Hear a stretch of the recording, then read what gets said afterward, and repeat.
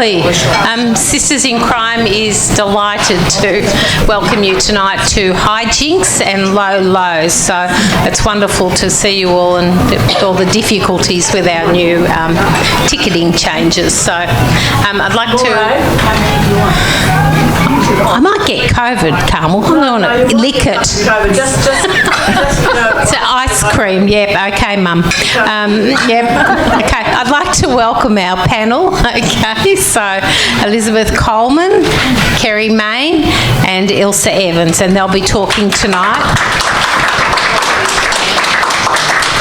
about crime and mystery. It doesn't all need to be blood and gore, so it can make us laugh as well. Vicky, you should be doing this. Okay. At the outset, and on behalf of Sisters in Crime, we respectfully acknowledge the traditional owners of the land, the people of the Kulin Nation. We pay our respect to their elders past and present, and we acknowledge and uphold their continuing relationship to the land and to the sea. Okay, so if you all can shift your chairs around if you're not feeling comfortable. We'll be talking, probably won't be for an hour now because we're so late, probably about 45 minutes. And then at the break, you can just have more drinks if you want, or to buy some books with Deb at the Sun bookstore there, and the traditional Sisters in Crime raffle. So if you're a Sisters in Crime member, you get 10% off at the bookstore, so that's worth doing it. Okay, in the second half, we'll have Celia, wherever you are. We'll choose, we'll have questions, and Celia will choose the best question. All right, after the event, if you want to meet downstairs with everyone else, you can have another drink down in the bar. Okay. So before I introduce the panel and start, we'd like to welcome Anne Carson, who will read from her new book, The Detective's Chair. It's Prose Poems about Fictional Detectives, published by Liquid Anne. This is her fourth collection of poetry. She's a poet, essayist and visual artist, and her poetry's been published internationally and widely in Australia. So she's been shortlisted for the Martha Richardson Prize and shortlisted in the 2022 Newcastle Poetry Prize. She's currently another PhD candidate in creative writing at RMIT. So, Anne, over to you. Thank you so much. Over here? Well, it's wonderful to be bringing you poetry. It's wonderful to come to Sisters in Crime. This is my first event with you, although I've admired from afar. So thanks to Carmel so much for including me. It's wonderful to join this wonderful panel as a sort of auxiliary, I guess, and share some poems with you from my recent book, The Detective's Chair. And this is, I guess, my affectionate ode to 31 of my favourite fictional detectives. And I've called it The Detective's Chair because in reading these novels, I was very interested in how do they actually solve the crimes? What's the process? And that became absolutely compelling. And I realised that there was always something, always a chair or a cushion on the ground or a seat behind a wheel of a car where the detective could actually disengage from the sort of pressing needs of the case to let their own process sort of go through them. And to me, that was very like the creative problem solving that I do when I write a poem. So that was the impetus. And the first poem I'd like to read is actually based on the character that many of you will probably know, created by the late Dorothy Porter in The Monkey's Mask. And it's wonderful that Dorothy's partner, Andrea Goldsmith, is going to launch this book in a few weeks, and the details are up over there if you're interested. So they're illustrated. Each of the poems are illustrated by Renee Carrasco, and they're beautiful. You probably can't see them, but beautiful line drawings that bring a certain elegance to the poems, I think. This one's called Visceral, and it's about Jill Fitzpatrick, private investigator, Blue Mountains, New South Wales. when DTs from male violence kick in. Bloody Technicolor replays of women's brutalised bodies and maimed children ratchet her nerves past safety levels, switch her mind to overdrive. This time, a girl strangled. Jill's too busy courting trouble on the mean streets for time in a chair, feet up. When she grabs moments from the maelstrom, it's her backyard fish pond which settles her. She becomes mesmerised by the gold swirl and swish beneath, the glimpse of tail, hypnotic allure of dreamy movement, and then the shape of an idea emerges from the depths, leading to her next step. Her spurs to action are visceral, the taste of a new case, the smell of rotting human flesh. Senses drive her actions more than thoughts. She should be working, needs the money, but she's succumbed to Diana's hand between her thighs again, and all she can do is surrender, shudder, drown in her delicious, moist and must. So each of the poems are 14-line prose poems. Thank you. They look like that on the page, and so I had this sort of constraint of 14 lines, which is sort of a nod to the sonnet form. And I was really helped by my publishers who are here tonight, Rose and Pauline from Liquid Amber. They really brought a beautiful aesthetic and a care for the poet to the work, so I'm very grateful for that. Okay, so, and the illustration for that, I don't know whether you saw, was a fish pond. The second one is about Maisie Dobbs. I don't know how many of you have read Maisie Dobbs, but I just absolutely adored that series. And the illustration is a cushion on a meditation sort of carpet, and it's called Through the Wound. Maisie Dobbs, psychologist and investigator, London post-World War I. Maisie's chair is a cushion on the floor, cross-legged the way Khan taught. She clears her mind of everyday detritus until it runs still and true. Sometimes in the car, sometimes gently rocking in the cradle of a train, on the floor of a hotel room, or her own Holland Park flat. Wherever she is, Maisie progresses cases by tuning in. Intuition, for her, is through the wound. The scar from the Great War on the back of her neck niggles when she's in danger, an electric spark telling her she's close. She practices the forensic science of the whole person, as Maurice Blanche taught, from parlourmaid to his apprentice. Her most precious insight, that inside the destroyer, something is already ravaged. This time, the reporter was stabbed with her own pencil sharpening knife. Maisie listens as Dame Constance Charteris counselled with the ear of her heart. She doesn't kowtow to bullies, is brave and wise in humans' offered tortured ways. Thank you.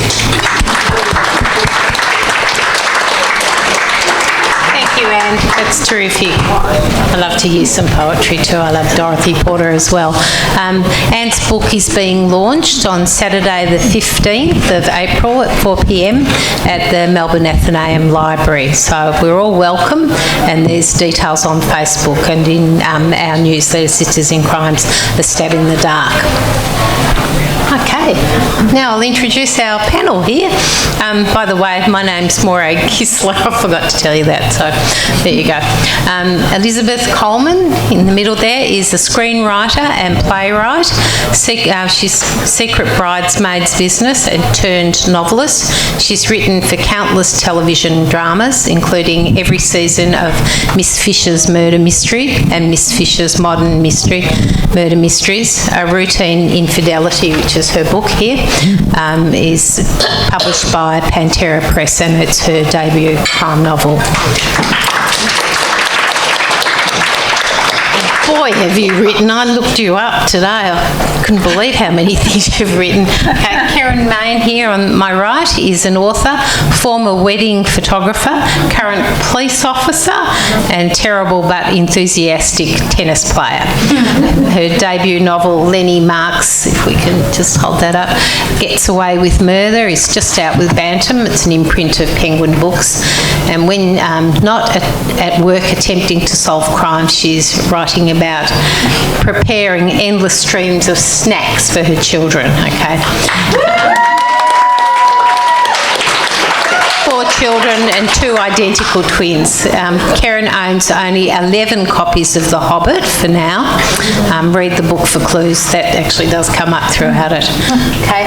Ilsa Evans books across all sorts of genres, from light fiction to short stories to memoirs to murder mysteries and young adult fantasy.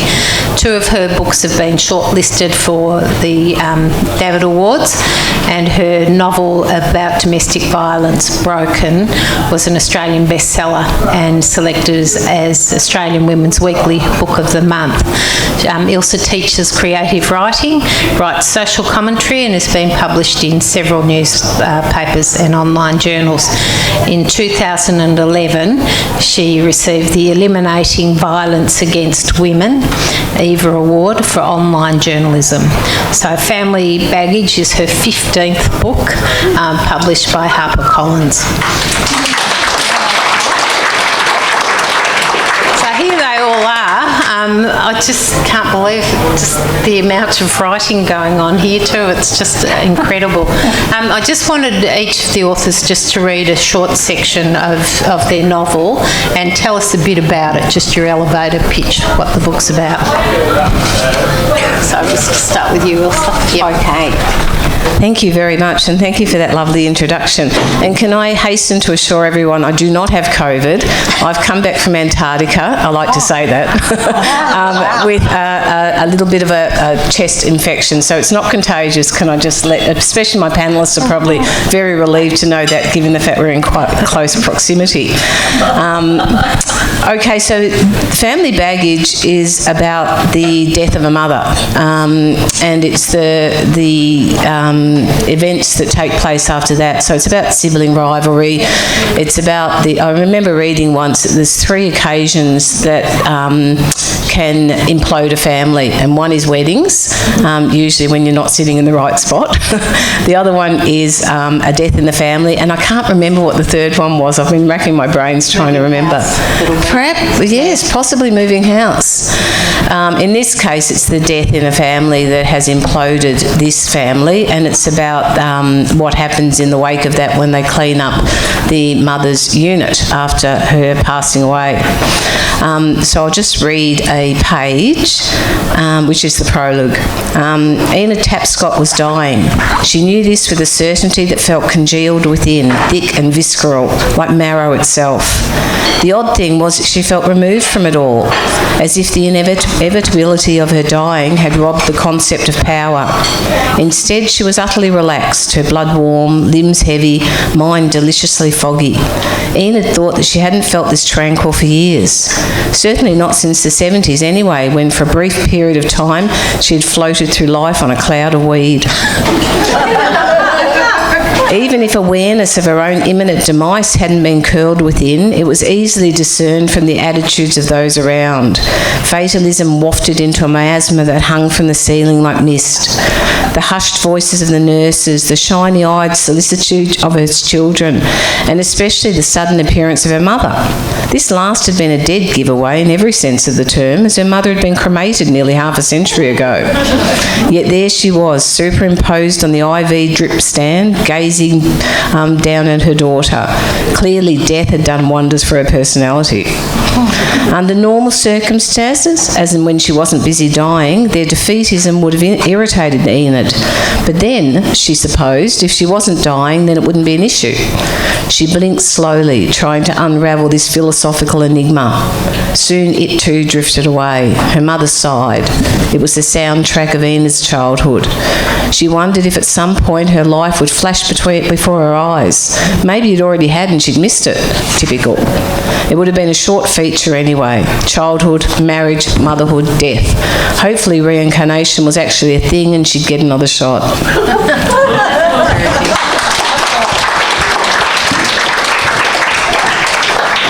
Fabulous. Okay, Elizabeth, do you want to read a wee bit from yours? Just tell us a bit about what it's about as well.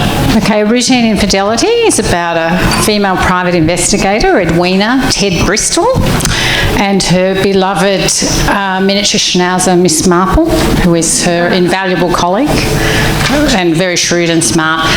Ted's desperate she's involved in the kind of minutiae of everyday private investigation, serving papers, infidelity cases, neighbours' disputes, stuff like that, and she's desperate for a crime. And what happens is she's on a routine infidelity case, hence the title, and it escalates into embezzlement and then into murder, and suddenly Ted finds her own life in peril and she has to try and save her own life and Miss Marple's and solve the case.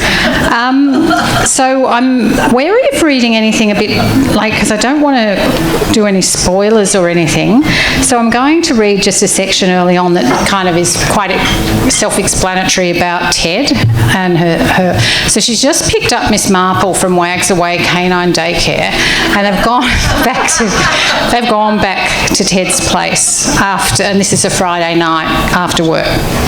So they're in her flat. She took a frayed baseball cap and a discarded jumper off the sofa and hurled herself down, looking out through the floor-to-ceiling windows. Across the road, the sprawling IKEA store and Victoria Gardens shopping centre loomed like behemoths, and in the near distance, the Melbourne cityscape sliced the sky. The city skyline was changing so fast that Ted had devised a game called Spot the Crane.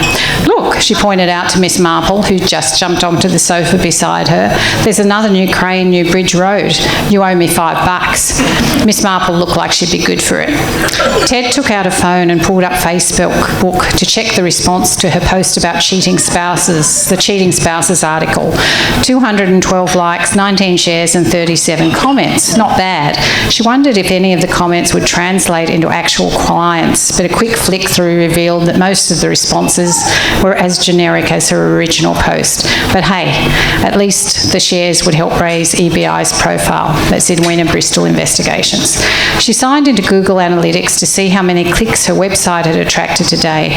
It was definitely worth paying Google per click for top billing when someone typed in Private Investigator Melbourne. It was all about funneling traffic to her site. She'd had 43 clicks and 6 email inquiries, which augured well as long as Chantal hadn't written a toxic review.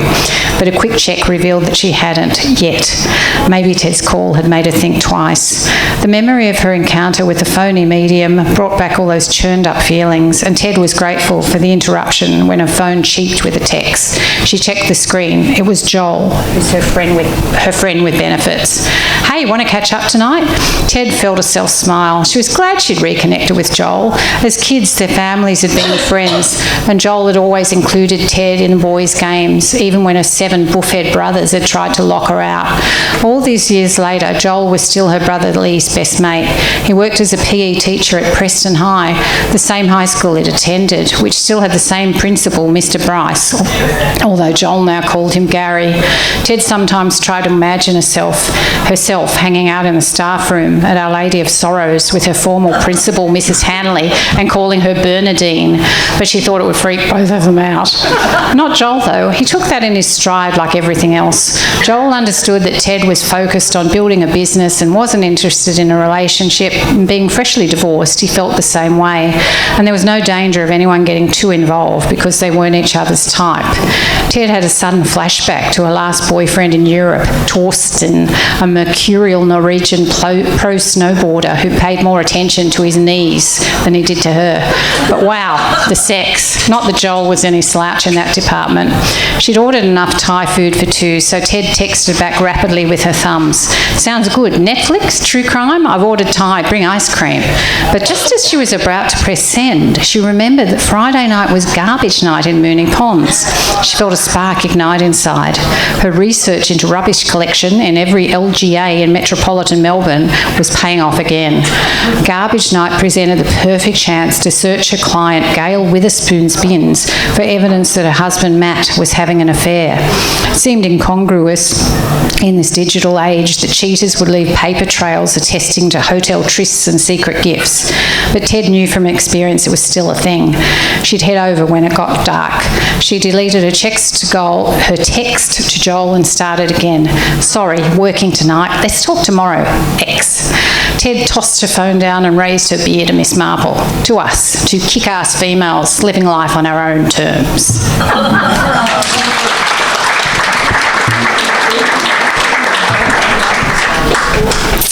So, Lenny Marks Gets Away with Murder is about a woman, Lenny Marks, living in Belgrave, who is a school teacher. She is in her late 30s and lives a life of routine and schedule.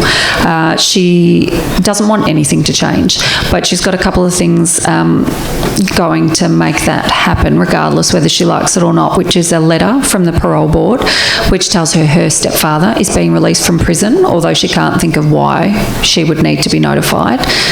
And also her foster mother, Faye, is telling her it's time to get a life in as nice a way as possible. So those two things collide into Lenny's neatly scheduled good order of things, and that sort of tips everything on its head. I've picked a scene that hopefully won't give too much away, but it's set in a pub, so I thought that would be very apt for tonight. As she waited at the bar for her fourth, and she was positive it would be her final wine, Ned sidled up beside her. He threw his burly arm around her shoulder and pulled her into him. It was much more casual than he'd ever acted towards her while in McKnight's, and she should have found his over-familiarity and uninvited contact alarming, but somehow did not. He smelled like tomato sauce. "It's so nice to see you here," he said. His arm was warm and heavy around her. Lenny did not know what to make of such a comment. Was it that Ned was happy to see her at the pub, or was he just happy for more trivia participants? Obviously, if he didn't attract a crowd to his events, then the establishment would surely discontinue them.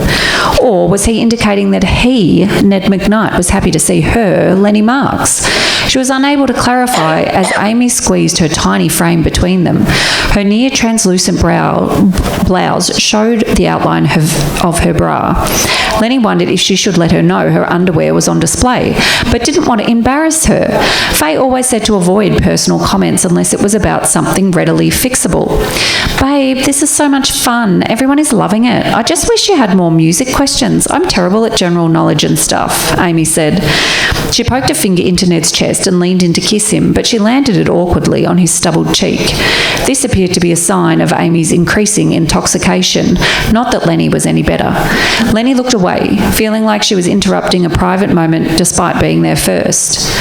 Unlike Ned's proximity, Lenny found Amy's closeness overwhelming. She took up space in an entirely different way and was near enough that when she tossed her blonde locks over her shoulder, Lenny was whipped with her sea salt-scented hair.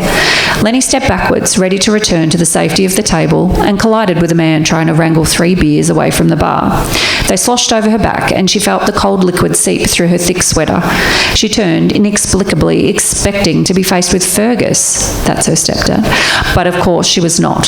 "Sorry," Lenny said to the stranger, her heart thundering in her throat. She tried to step away from whatever tirade he was about to unleash, but she was off balance and lost her footing. Ned reached out to grab her, forcing Amy to jump sidewards. Amy shrieked, splashing a red wine out of its glass and onto her top, making the curve of her bra appear even more pronounced. The red ballooned across the delicate white fabric and gave the unfortunate appearance of Amy having been shot in the chest.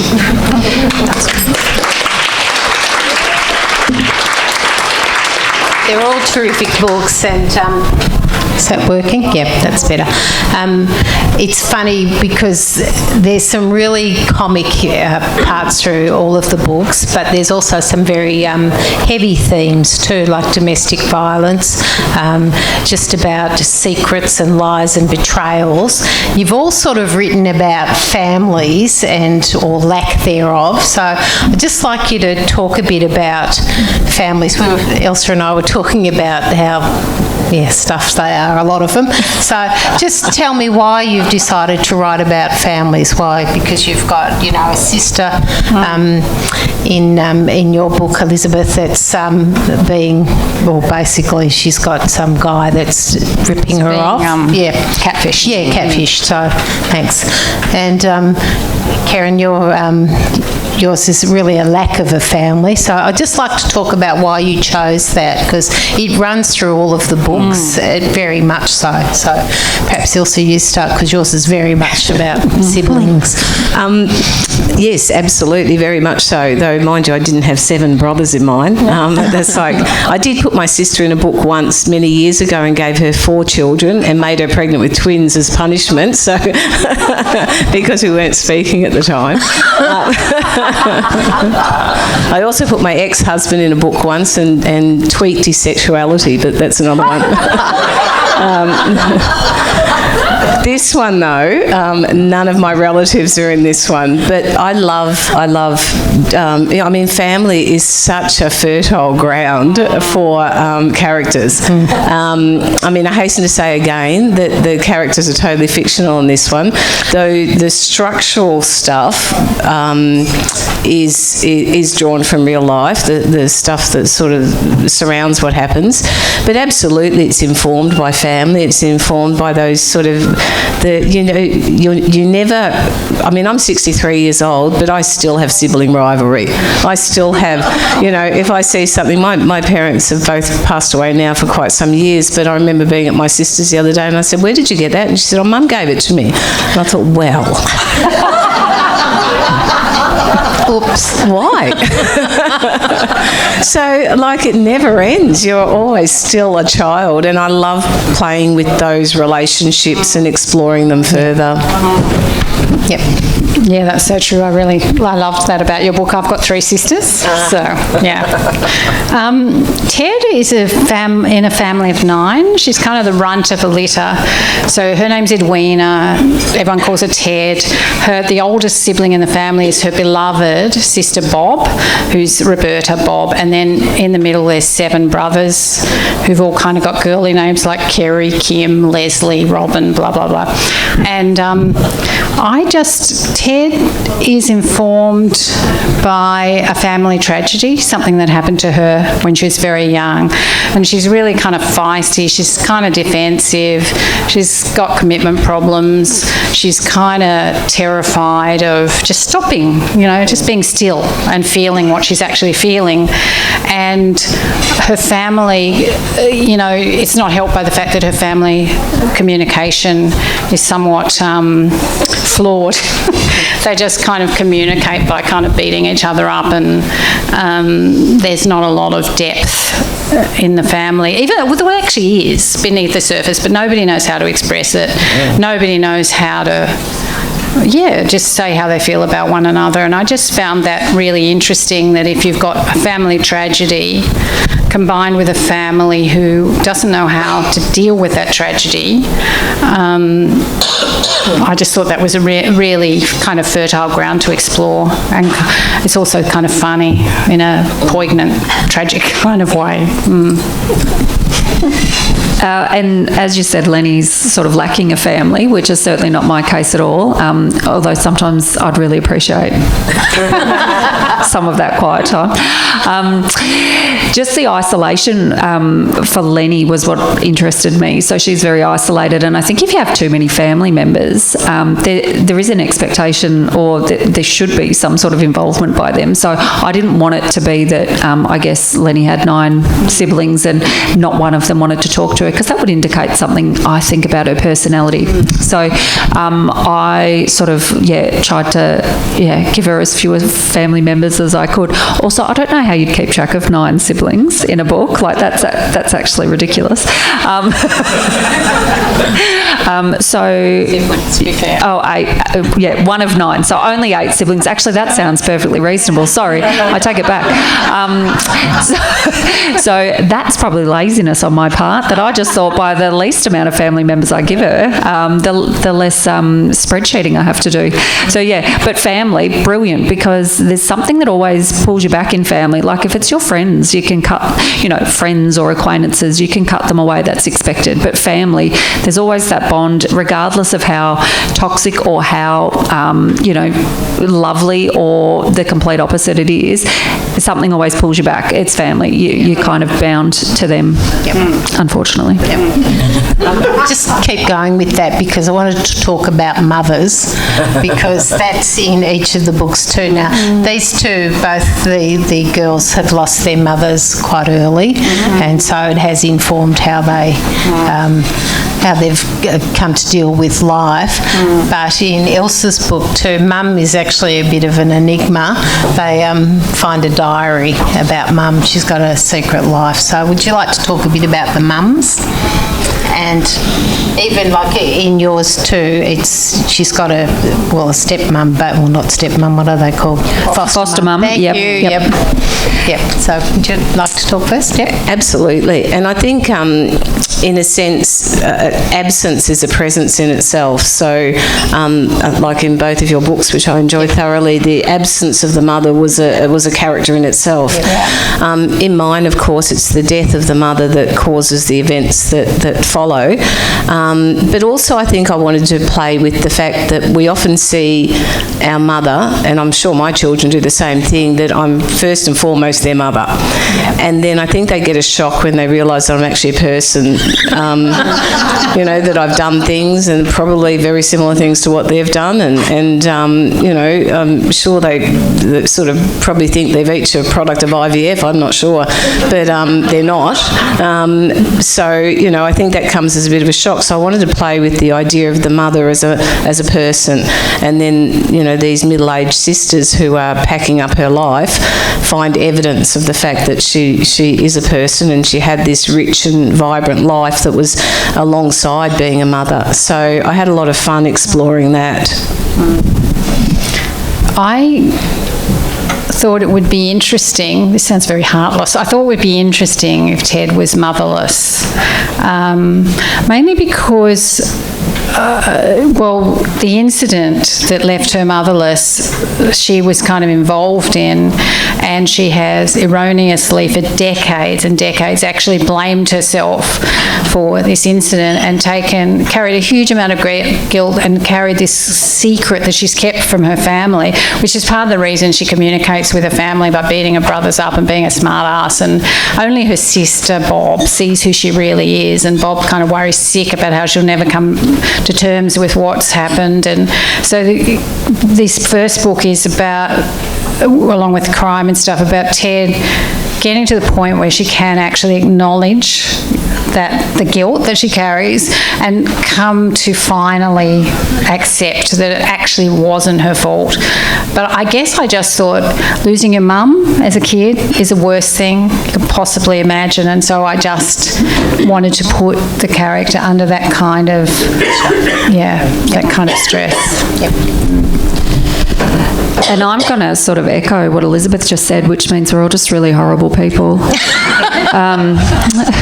My book's actually dedicated to my mum, so I adore her. She's lovely. But the plot for Lenny wouldn't have worked if she still had her mum around. It would have. You need to do awful things, obviously, to get a good character arc. So it's awful, isn't it? But if it was a book about something nice happening, nobody would read it. I mean, maybe they would. I'll try that. So I think just having the people grow up in, you're so influenced by your parents. So your parents not being around, just sort of, I mean, you'd never know the difference. But for Lenny Marks, she then gets sent to her grandmother's, and then she gets put into foster care.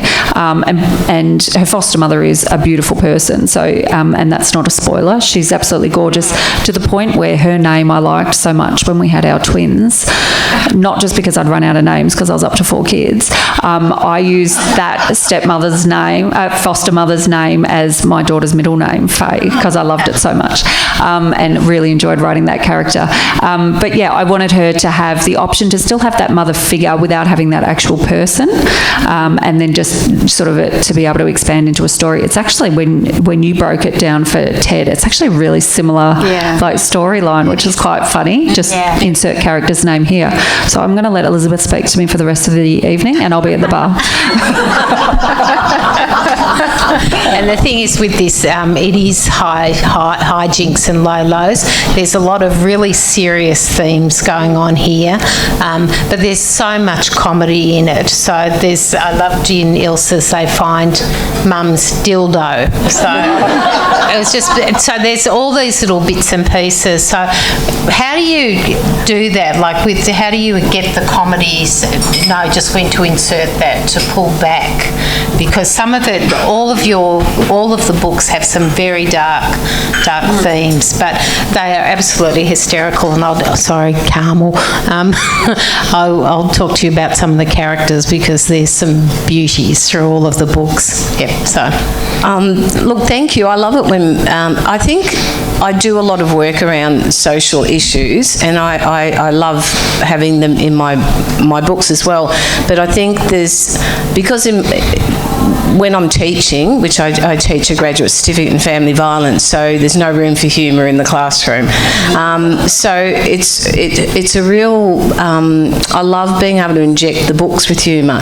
And I often think that I probably reach more people and persuade them around the social issues that I'm passionate about, probably from using humour as a bit of a balance. But you're right, it is sometimes it can be a bit of a challenge, because you have to make sure you don't go too far and trivialise the very issue that you're passionate about. And I think thus far I've been able to straddle the fence, and I hope that I'm able to keep going, because it's really rewarding, and I'm sure you've both had that as well, where you get people email you and say, well, that's what happened to me, and you know, it really resonated for whatever reason. Yep. I'm almost the opposite, because the humour is the part that comes easiest to me. And sometimes I have to go, Elizabeth, stop just making yourself laugh and just think about it. And I've got a friend who's absolutely brilliant at giving me advice about my writing, and the best piece of advice I've ever gotten was, Elizabeth, go with your second thought, because I'll often go, my first thought will make me laugh, and then I go, hang on. Second thought, is that real? Is that emotionally true? You know, what's the reality of the situation? What's the true depths of the situation? And I'll always try and dig deeper. So yeah, for me, it's kind of almost the opposite, because the humour comes quite easily, but I don't want to just write humour. I want to write something that has a lot more depth than that. But yeah, it's about going with my second thought, because otherwise I'd be just chortling at my desk all day, amusing myself. Okay, Kerryn.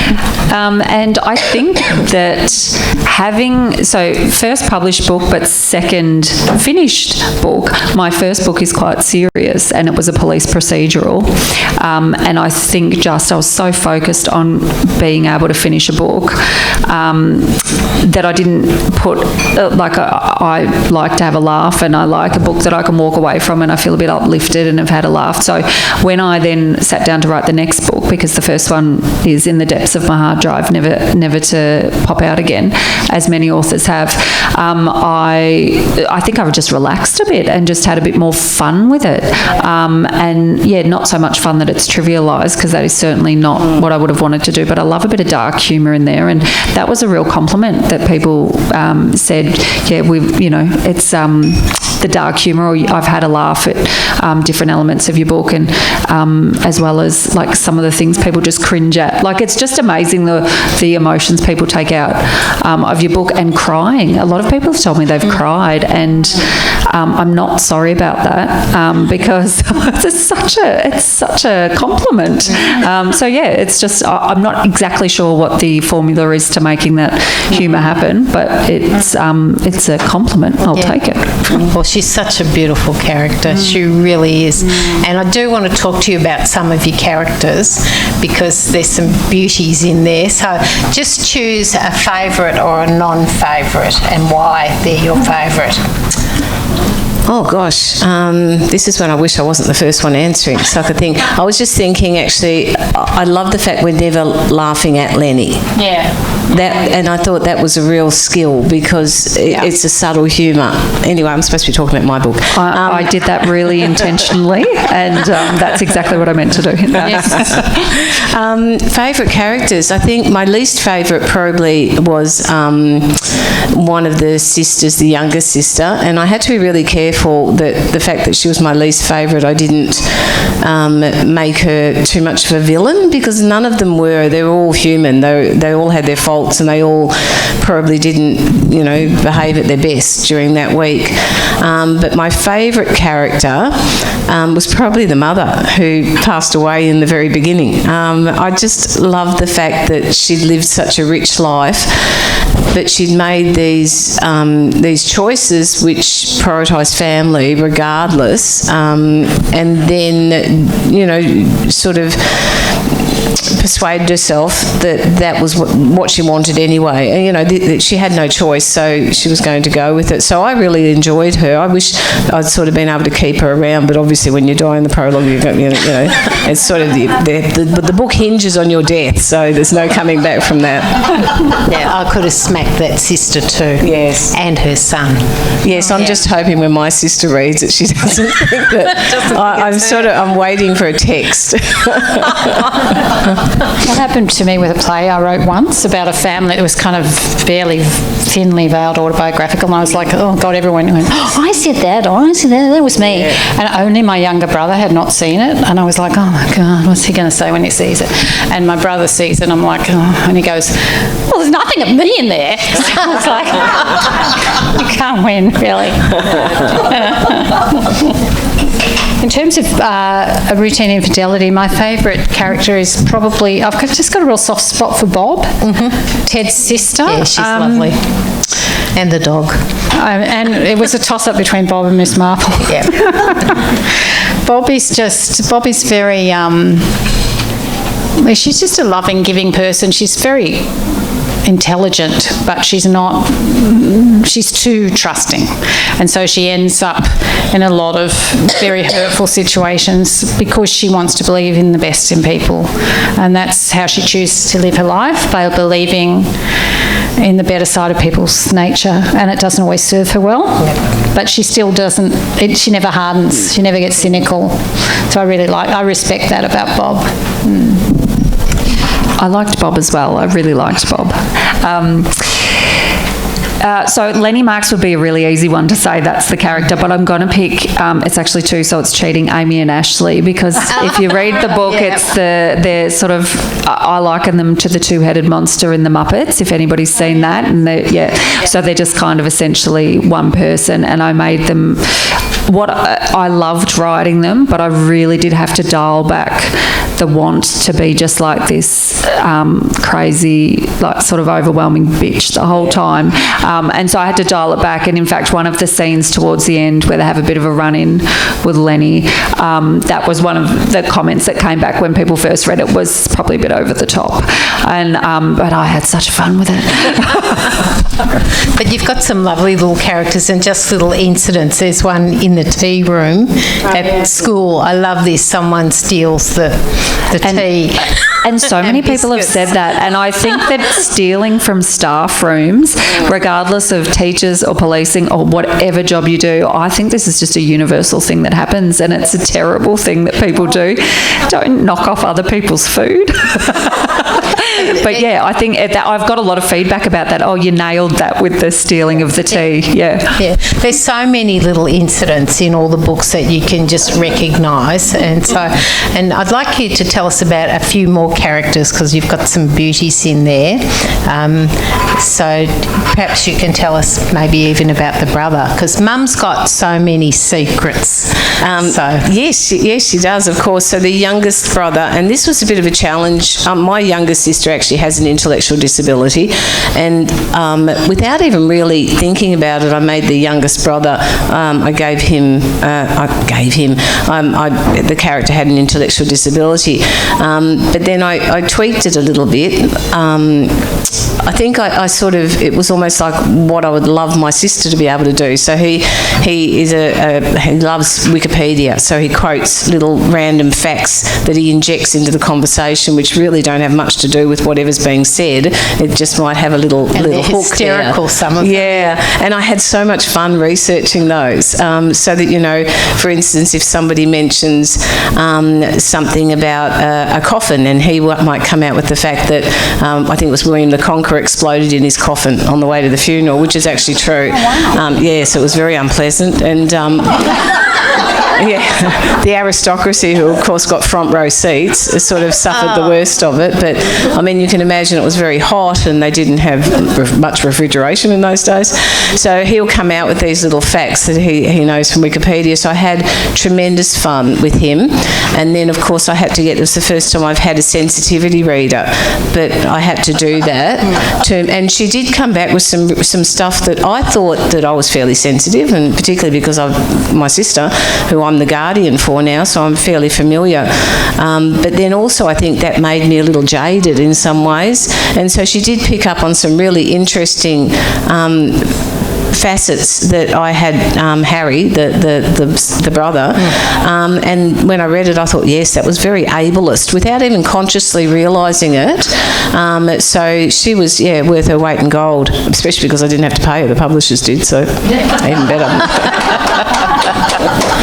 Okay. Elizabeth, you had some, and I loved your medium. Chantal, I was going to talk about her. Chantal is a medium whose office is next door to Ted's, the office of Ed Weiner Bristol Investigations, and Ted is so suspicious of Chantal and so kind of defensive because, and we don't know why at first, but of course she carries this huge guilt about, she thinks it's her fault that her mother died. And if Chantal can really talk to dead people, then what if she this is all subtext, of course, in Ted's brain, but what if she talked to Ted's mother and Ted's mother told Chantal it was all Ted's fault that she died, and then everyone found out, and then Ted's whole world would collapse. But Chantal actually used to be a grief counsellor until she was at a school fete, and she volunteered for the fortune-telling tent at this school fete, and she was just having fun, and she dressed up in the wig, and she had a crystal ball and all this sort of stuff, and it was just fun. But then the coolest mum in the school came in, and Chantal just made up all this stuff, like, I see a man with red hair who says it's all right, blah, blah, blah. And this woman burst into tears, and it turned out that her fiancé had red hair and he'd died, and she was blamed herself because they had a fight beforehand. And it was kind of amazing to Chantal because she'd been a grief counsellor, and, it takes, months and months or a year to help people get to a point where they feel better. And then she was like, my God, I can actually do that in 15 minutes. This woman felt so much better. And her husband's a bit of a scammer, so he talked her into becoming a medium. And so they moved to the city and she became a medium, and she actually justifies it to herself. Look, I don't think it's bad because these people are desperate. They're desperate for succour. They're desperate for reassurance. So I'm just providing them with what they need. So she initially doesn't have any qualms about it, but it's really interesting because she then starts to actually experience visions, premonitions. She's not sure what they are, but largely a lot of them seem to involve Ted, and Ted being an impending danger, and of course Ted refused to believe it anyway, and it all just, that kind of weaves through Ted and Bob's story as well. But she was an interesting character because she went onto her own journey too, where she got to the point where she went, well, this is like a sugar rush. I don't want to do a sugar rush. I want to be there for the hard yards and really help people, over the long term. Yeah. She was fun though, Chantal. Yeah, really funny. Okay. Who else can I talk about? You can talk more about Lenny because she's just wonderful. So, all right, I will. She's one of my favourite non-existent people. She is a dog thief, and one of the marketing people at Penguin said that they wanted to use the line, "She'll steal your heart and steal your dog," and I thought that's actually really good. Yeah. Although some dog likers might not like that because people are quite possessive of their pets, like my friend down the back here. Yeah, not Miss Marple. She wouldn't be stealing Miss Marple. Miss Marple wouldn't let her. No. I don't think Miss Marple wouldn't go. So Lenny is, she was so much fun to write, and I really loved doing her anagrams. That was beautiful. Which, so when Lenny needs to calm herself, she thinks of a word, or it's a word that's in her mind, and she just flicks it around, think like letters and numbers, or like 8 out of 10 cats does countdown. But not as funny.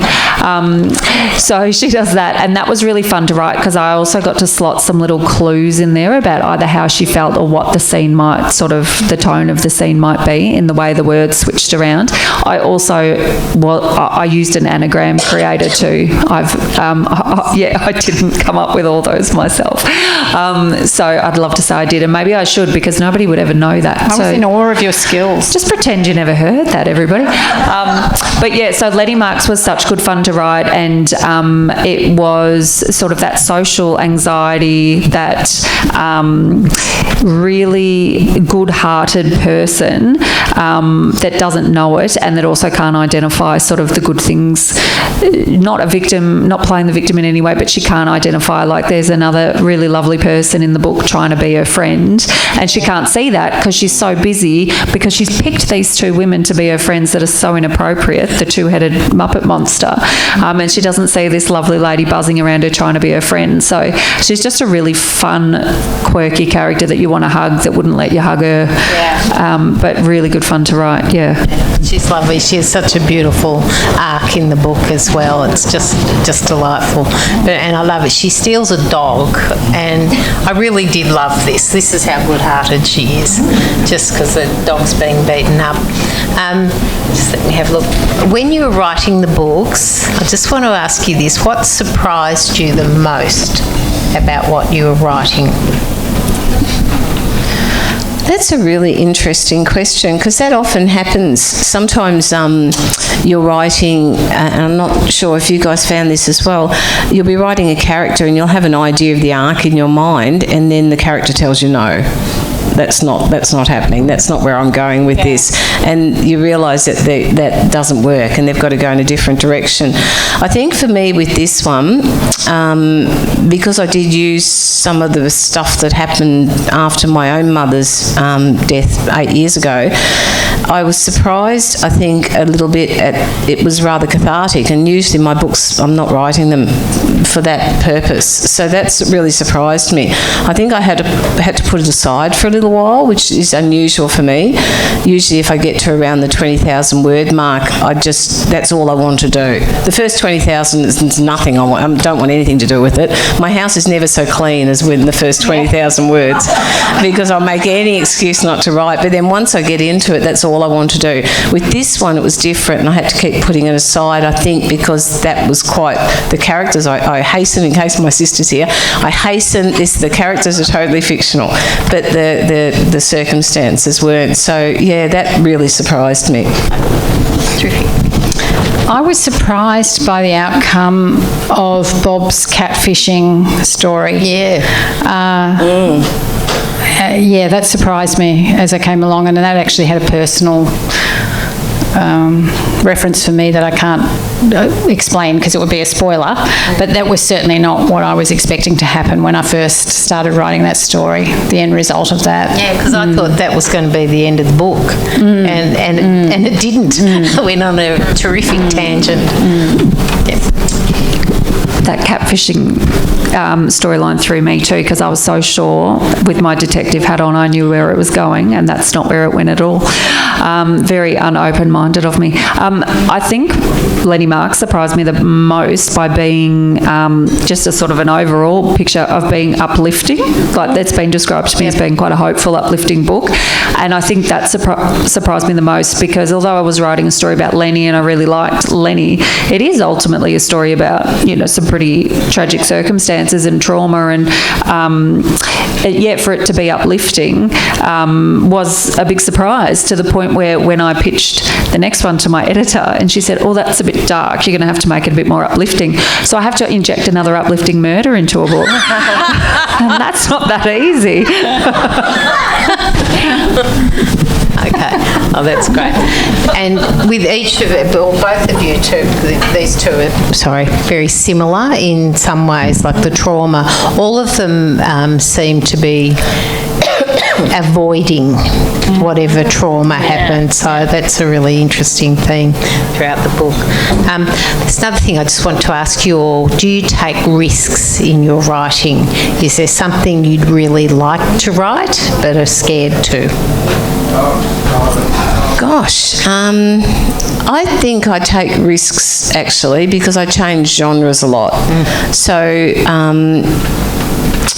I reinvent, or I think maybe I have a short attention span, I'm not sure.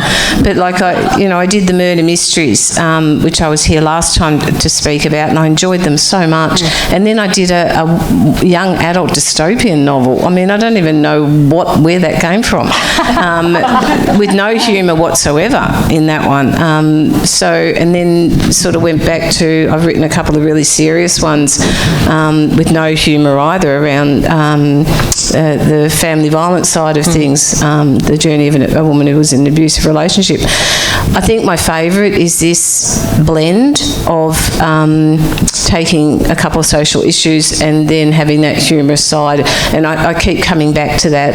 But yeah, I do think that every now and again I take a risk. I sort of, whatever, see what happens.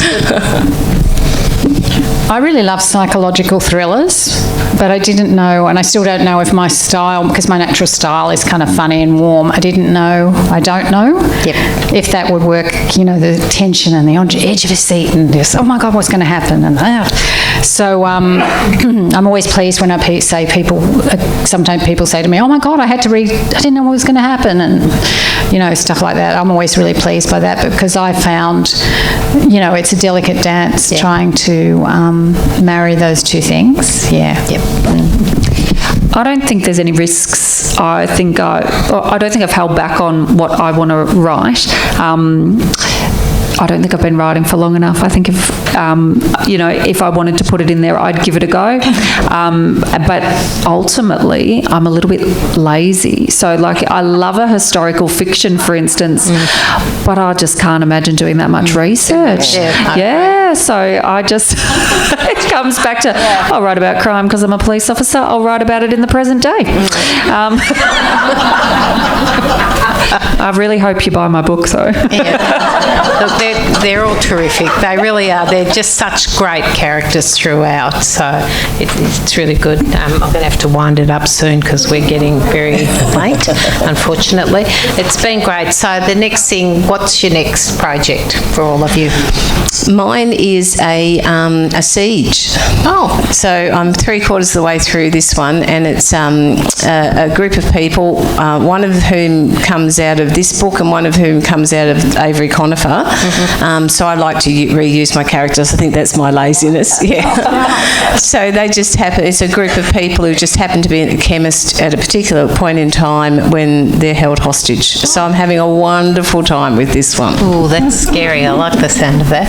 Yep. Mine's Ted Bristol's Adventures, Part 2. Terrific. I've already handed in the manuscript. I'm getting the notes from the publisher on Tuesday. Oh, fabulous. We'll see what happens with that. Yep. No, that's great. Mine is very much still a work in progress, so I won't say too much. It's a standalone. It's got nothing to do with Lenny Marks, although I do like using a crossover character, so I might throw someone in there.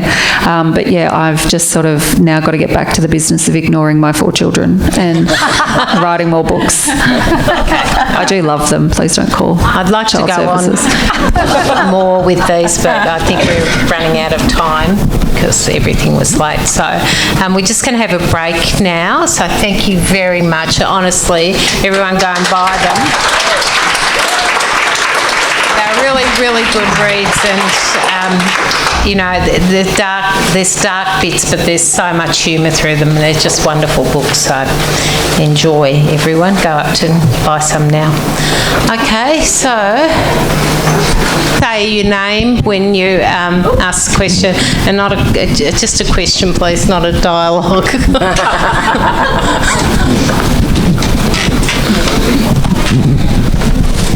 Cheryl, my question's for Elizabeth. Cheryl, my question's for Elizabeth. How did being a screenwriter help you or even hinder you in writing a novel? It actually did a bit of both.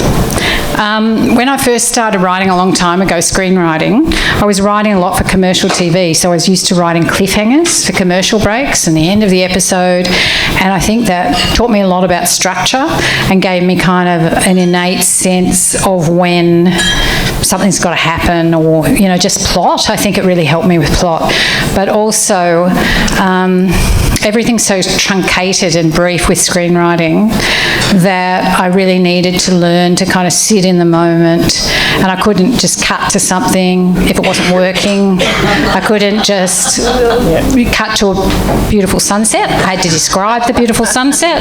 I couldn't just, somebody frowns at someone else, I had to describe how this person was feeling. So it was kind of, it was a learning curve, and it had advantages and disadvantages, I think, both, yeah. Good question. Okay, anyone else? No? Yeah, should just bring that round. We'll get there.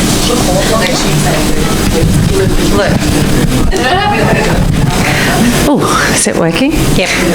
So I love Desert Island Discs, the podcast. Name. Your name. Oh, yeah. Lou. Sorry, Lou with. And this is Lou without. So I love the podcast Desert Island Discs. So all 3 authors, I'm about to cast you out to a desert island, and I'm giving you the Bible and the works of Shakespeare and 1 book of your choice each. Can I swap the Bible? No. No exchanges, no refunds. 1 book? 1 book of your choice to take with you to your desert island. That's a really interesting question, because, I've got favourite books, but I've read them so many times. Would I try to take something that's going to take me a bit longer? Maybe I'd take a book of Sudoku or something like that. Oh, no pen. Oh, gosh. Yeah. Oh. I want to say I'd take The Book Thief by Marcus Zuzak, because I've read it multiple times. I think one of my book club just predicted that would be my answer. It's also apparently like a year 8 text now in schools, so it means that this beloved book will now become hated by teenagers everywhere. But I think I'd take that.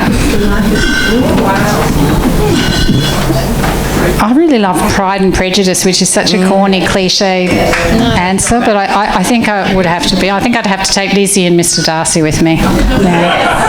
Mr. Darcy, anyway. And I still can't make up my mind.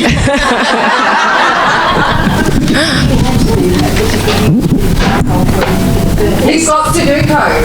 Oh! You've got charcoal from the Thank you. Then I'll do that, because that will keep me occupied. Thank you. And it's over there. Yep.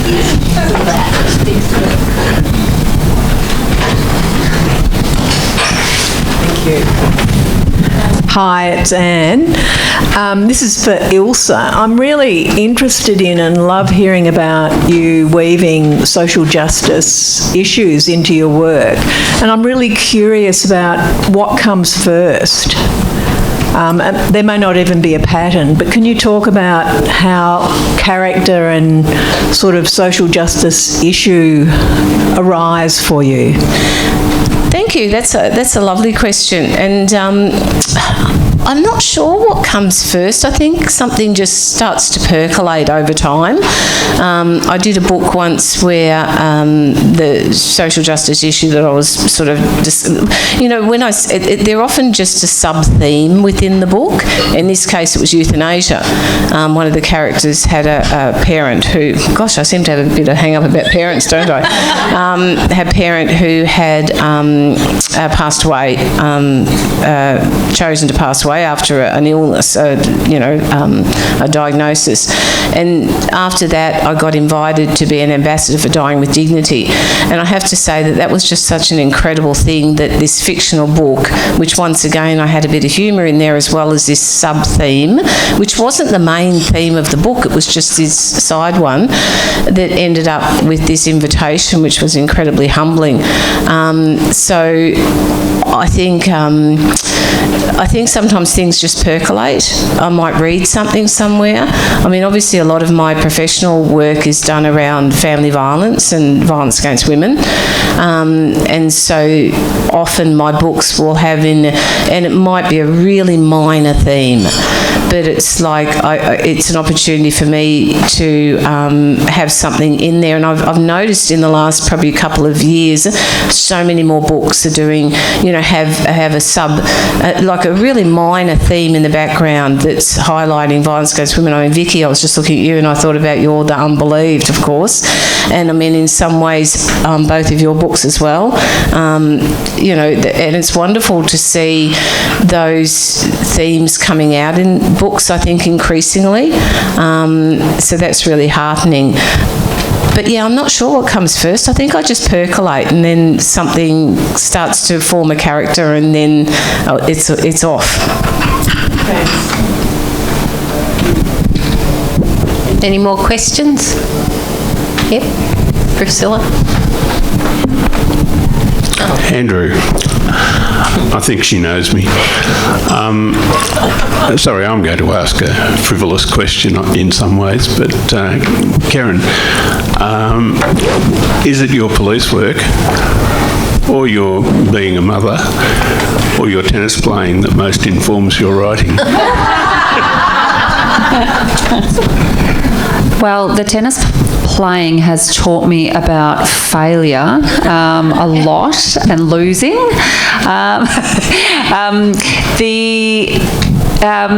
It's a bit of everything. I guess it's the cumulative total of life is what you get in sort of anybody's writings to some extent, without sounding too corny about it. But the reason I've written Lenny Marks from the point of view of a school teacher is because I'm a police officer. I couldn't be not within my book club up the back of your nose. I like rules, and for me to write about a police officer and make it interesting enough for people to read it without me bogging it down in paperwork and the run-of-the-mill coffee breaks and putting in your time sheet at the end of your shift, nobody wants to read that. Having said that, if I write a police procedural, I really encourage you all to read it because it'll be very fact-based. But yeah, the policing it was always going to have a crime theme to it, 100%. And then, yeah, I guess the mothering is what gave me the time and the motivation to do it somehow. Being busy made me more efficient.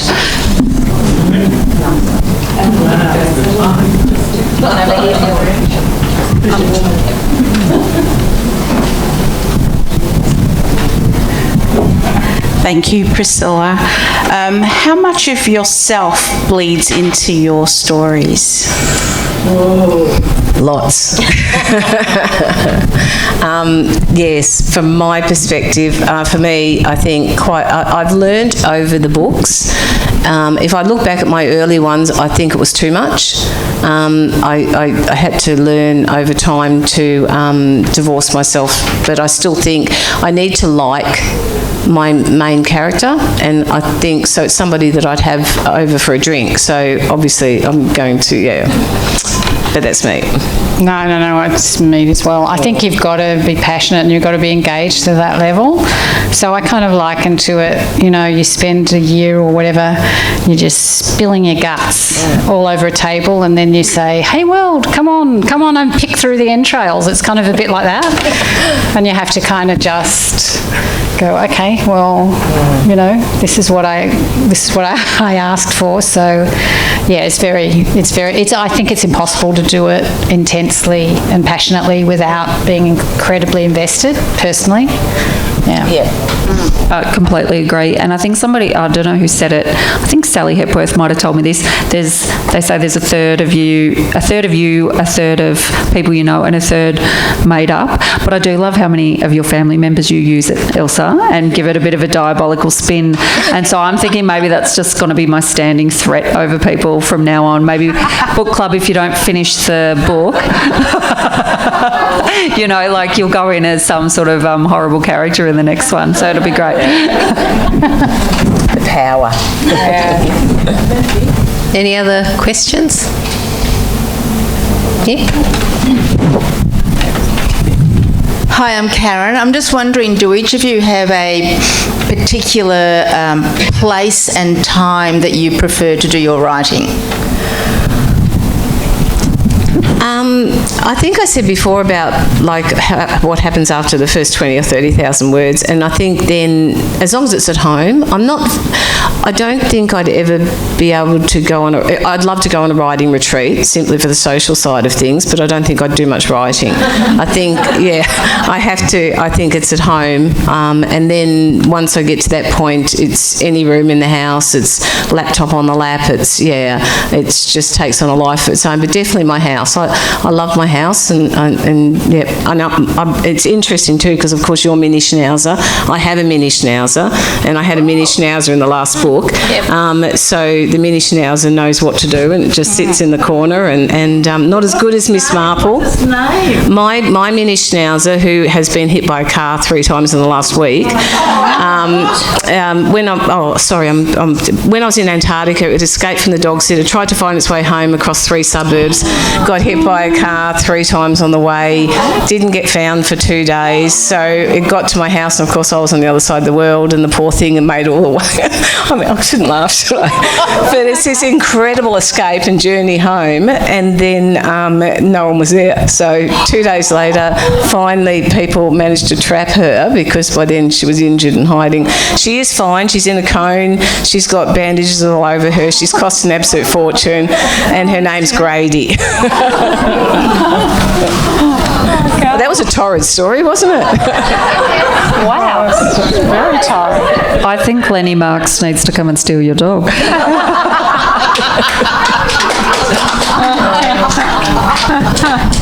Can I just say, Vicky Petratus got a miniature schnauzer for her 10th birthday. Oh, wow. Very rare, that many years ago. They would have been, yes. Very rare. Jane with kennels. Jane with kennels is the only one who took get them from. Yes. Oh, wow. She's very old. She got one for her 10th birthday. Thanks, Mum. This is why mums meet untimely deaths in books.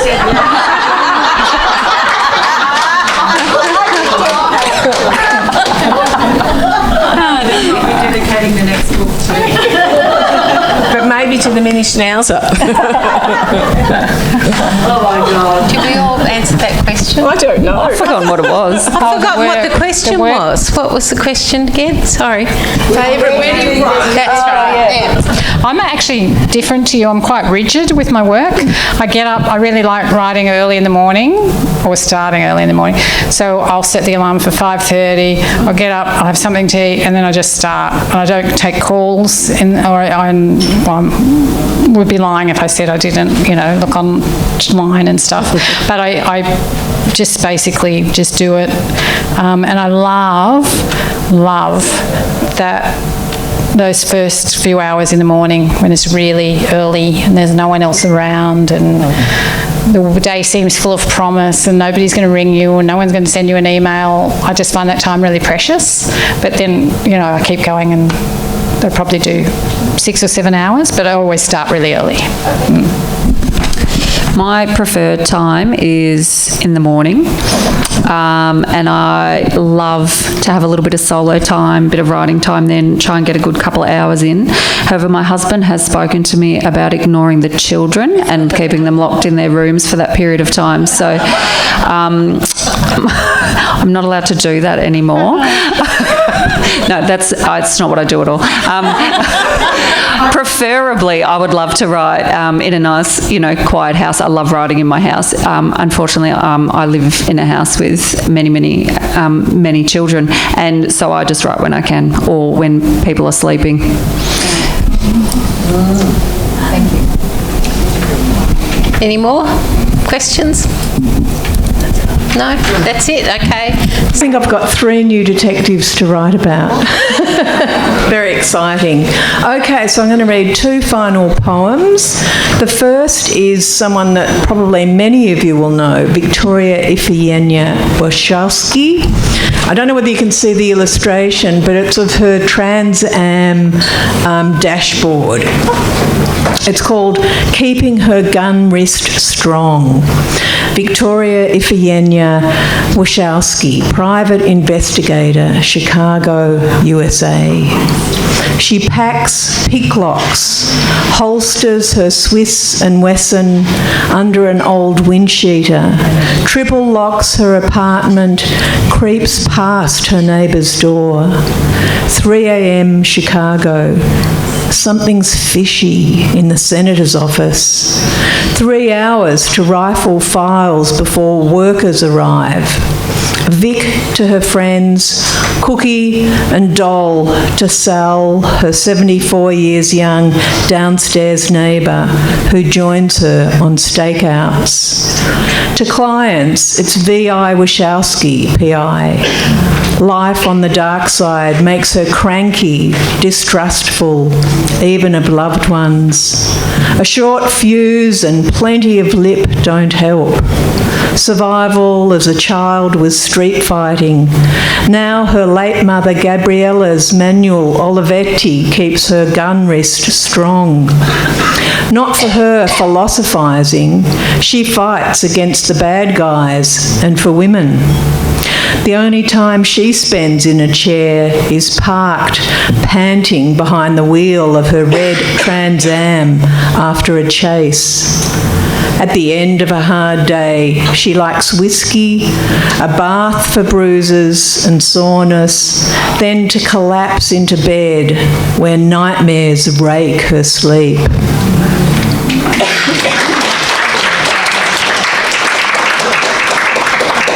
Thank you. You can see the fun that I've had.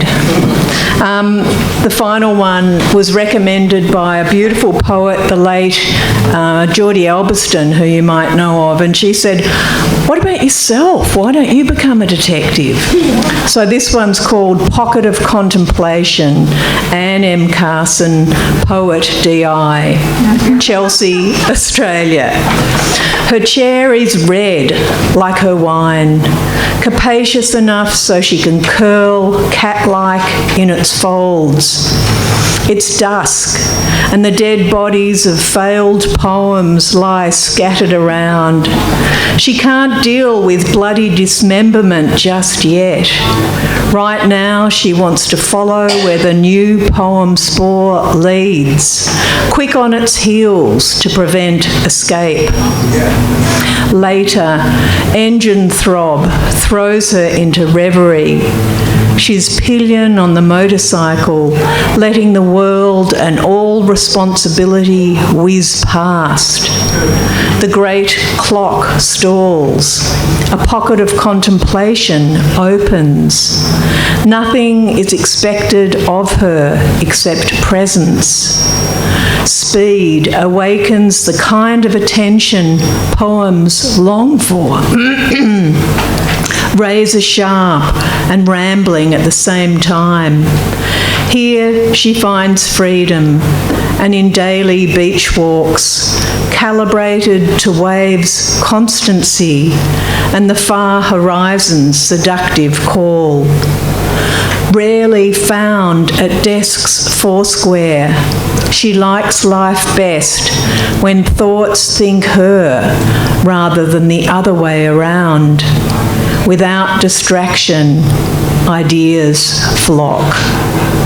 Thank you very much. That was fabulous. All right.